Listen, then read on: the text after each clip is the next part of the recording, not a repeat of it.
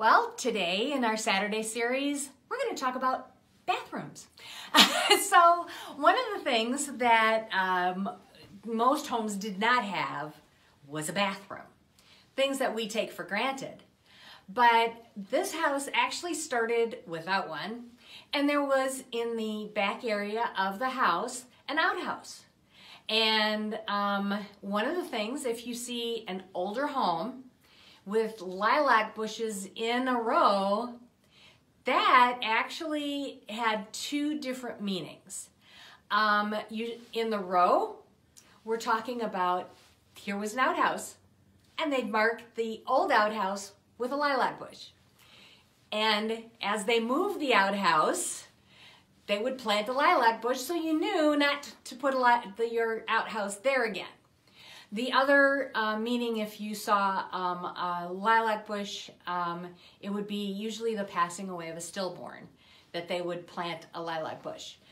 So it depended on if you saw it in the row or if you saw them kind of individually as to what it was there for.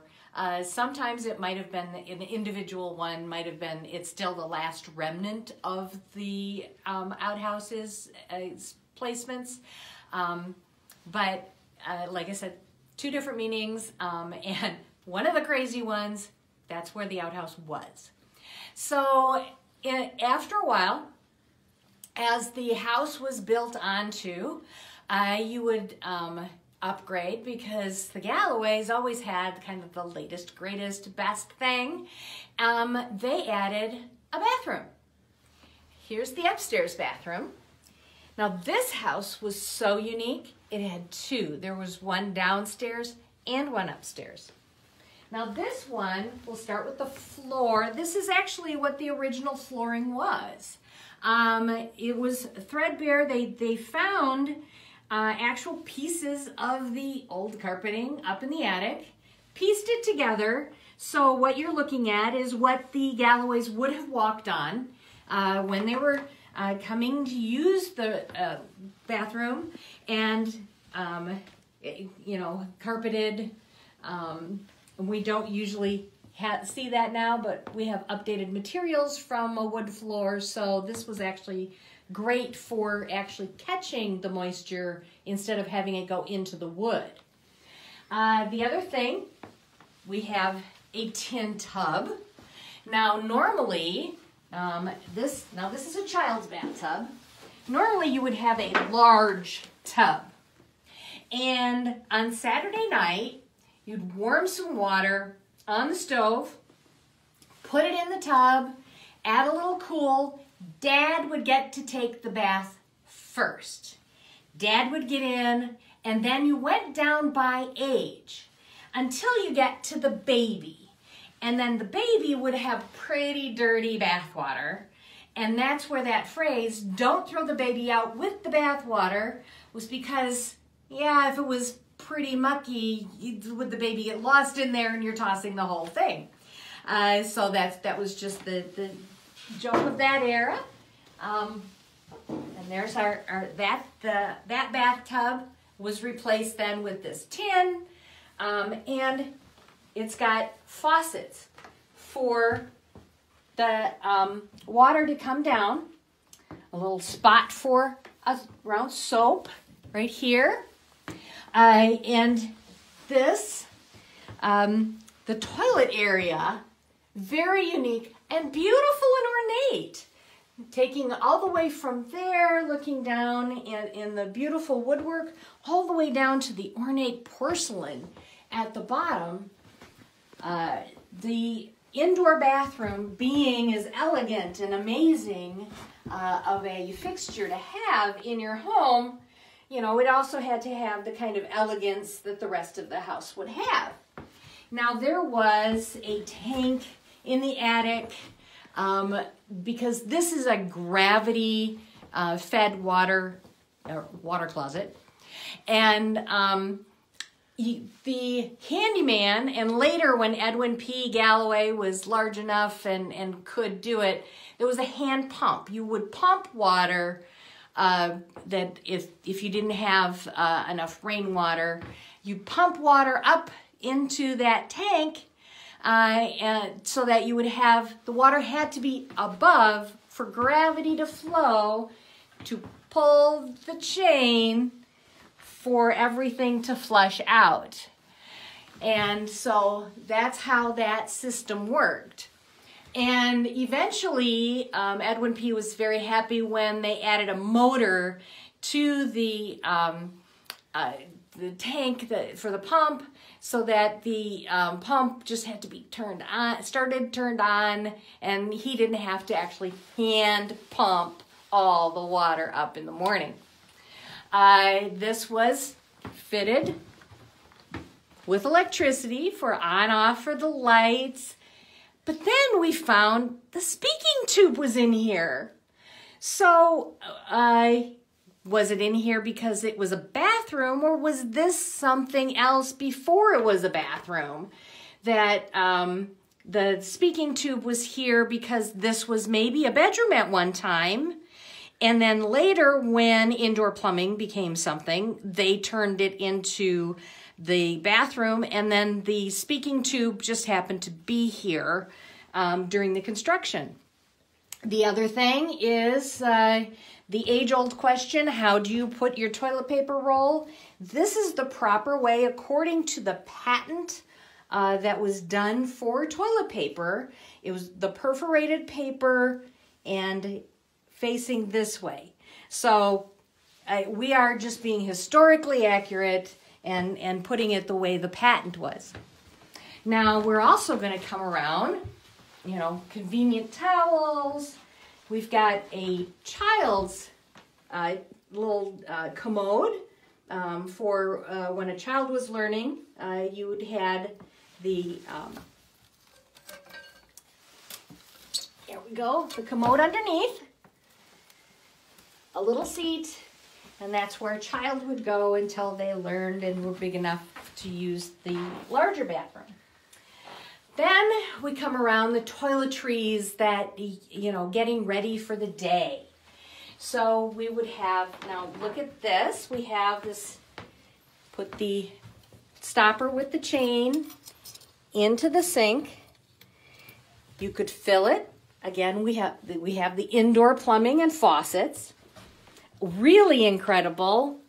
This was already updated with drainage holes for overflow, which that was top of the line. And plumbed, and I will get out of the way. You can see that it has the actual etching. It was manufactured for the American market by Best Staffordshire Earthenware. So that's actually a brand that they had. And we'll close that back up. Now, what did you know, as you're filling the sink, Papa would have his shaving, and he would have to do the brush with the shaving cream, or what it was is a bar.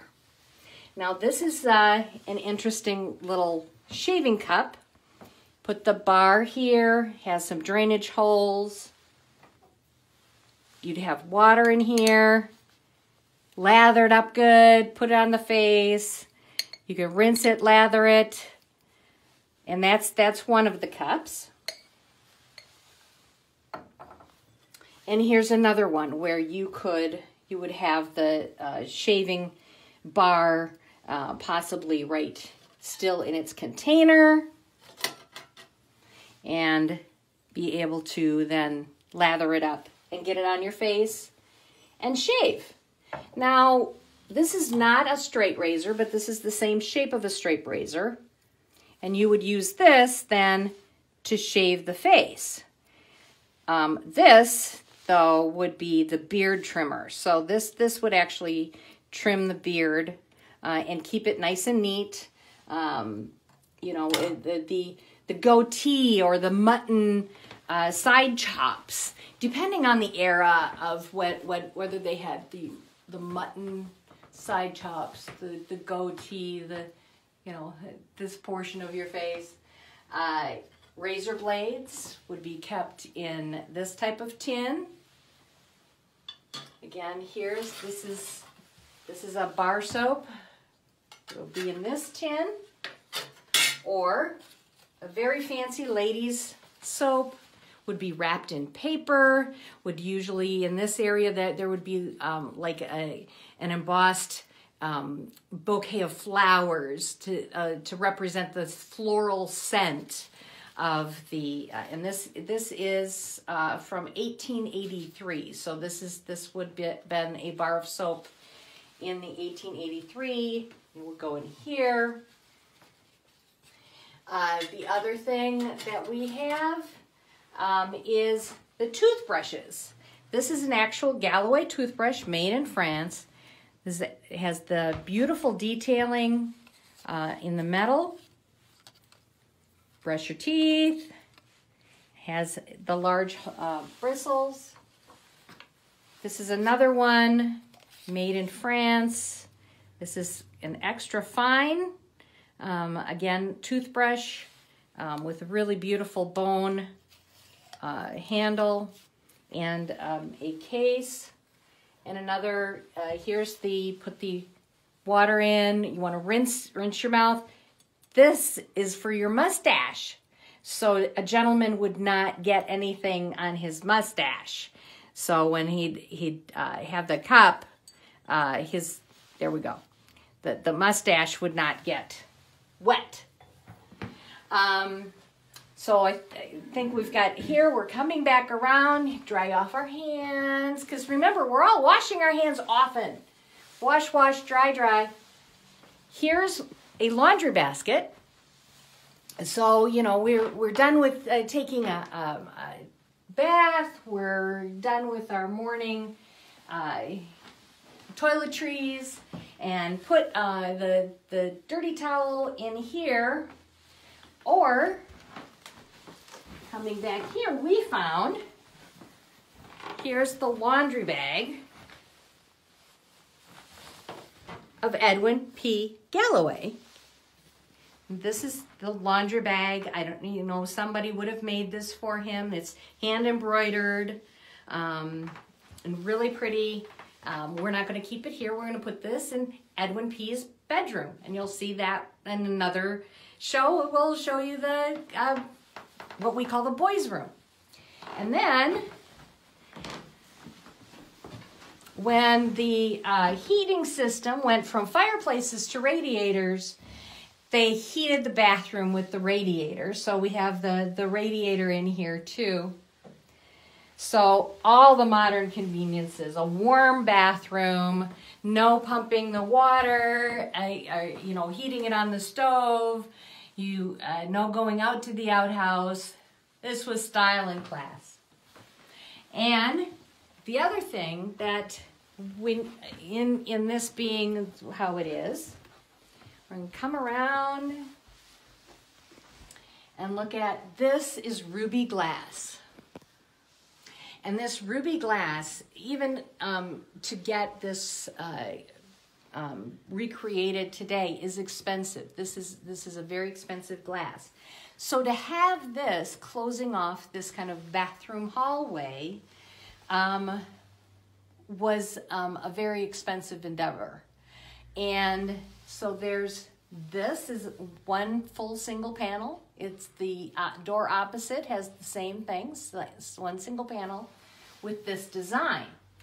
And then across the hall, there's the same door, same pattern, but it's two pieces of glass because no two doors are alike anywhere in this house. So that's another reason why we thought this might have been not just a bathroom area, that this might have been at one time a bedroom prior to the bathrooms coming on, that this had a more of a formal doorway and close off with this beautiful, expensive ruby glass. So, see you later. Bye.